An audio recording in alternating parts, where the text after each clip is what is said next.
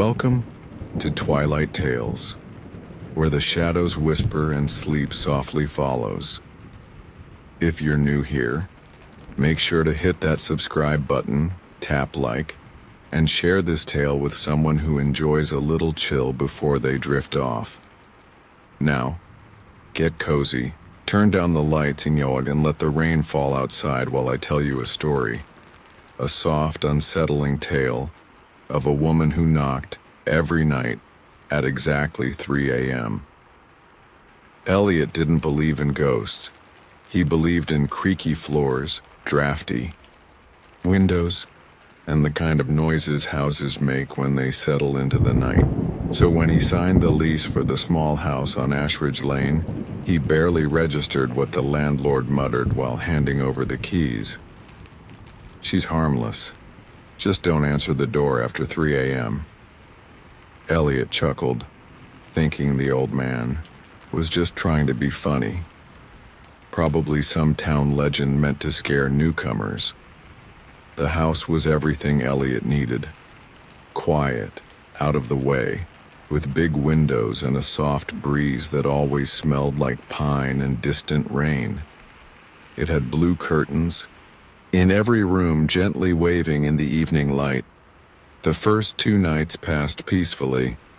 Too peacefully, maybe. The silence pressed around him like a warm blanket, and Elliot slept better than he had in months. But on the 3rd night, just as he was dozing off, he heard it. 3 slow, deliberate knocks at the front door. He sat up in bed, disoriented, the rain tapping softly on the windows. He checked his phone. Exactly 3 a.m. frowning. He pulled on a hoodie and padded through the quiet house, the floor cool under his feet.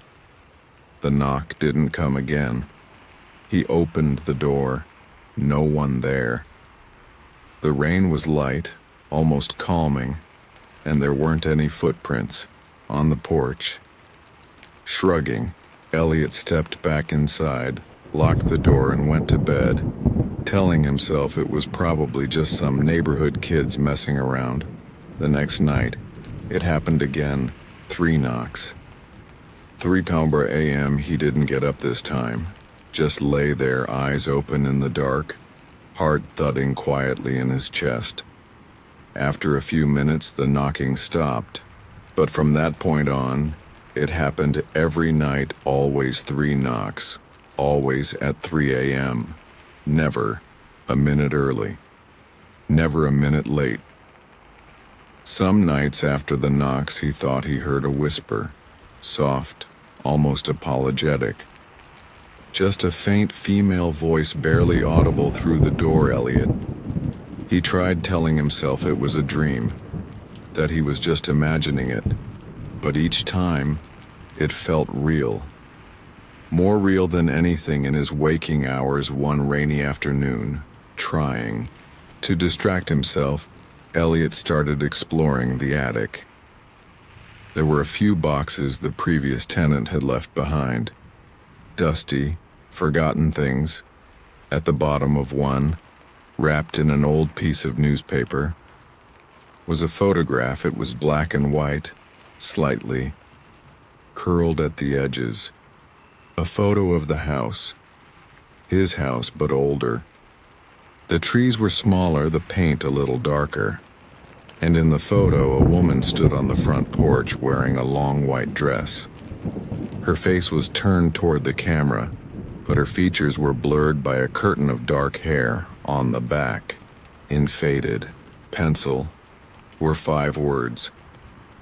"She never stops knocking." That night he dreamed of her for the first time. In the dream, he was lying in bed, just like always. Rain whispering against the windows. He heard the knock, and this time, his body moved, on its own. Slowly he walked to the door and opened it. She was there, soaked, barefoot, her white dress clinging to her body. She didn't speak, but she raised one hand and pointed, not at him, but behind him, into the house. He turned around to follow her gesture, but woke up before he could see what she meant. The next morning, he sat at the kitchen table with a cup of cold coffee, staring at the photograph. He couldn't shake the feeling that she hadn't come to scare him.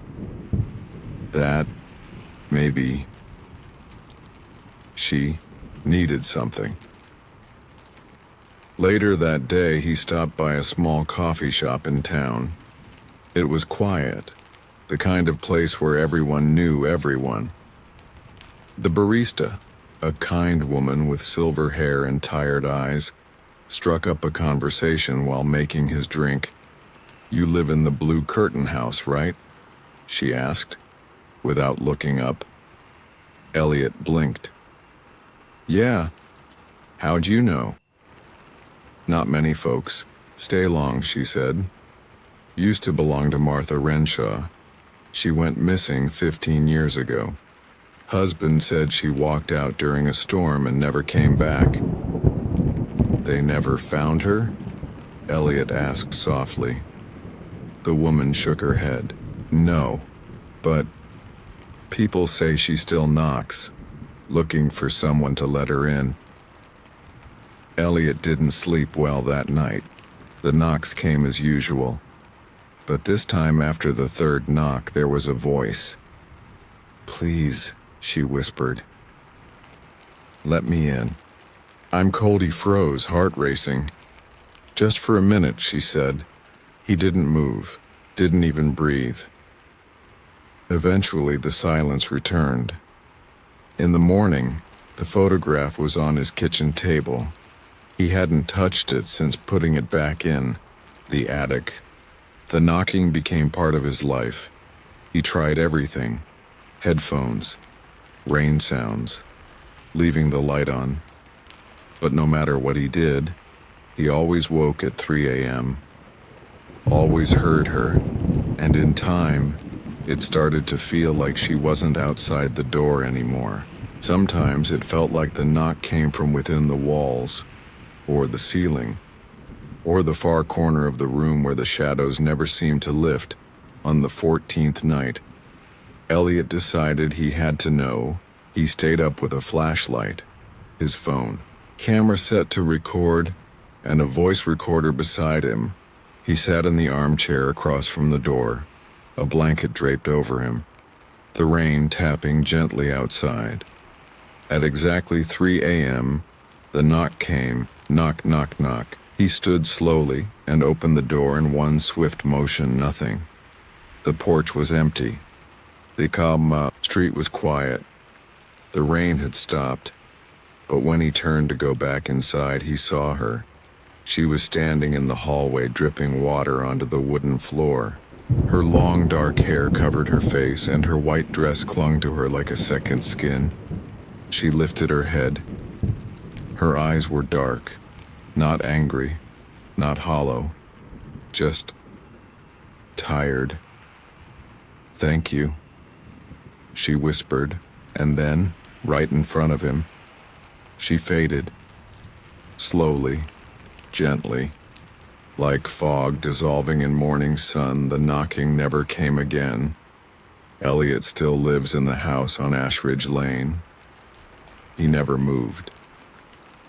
He keeps the blue curtains, washes the windows on rainy days, and sometimes he sits near the door at night with a cup of tea, just listening.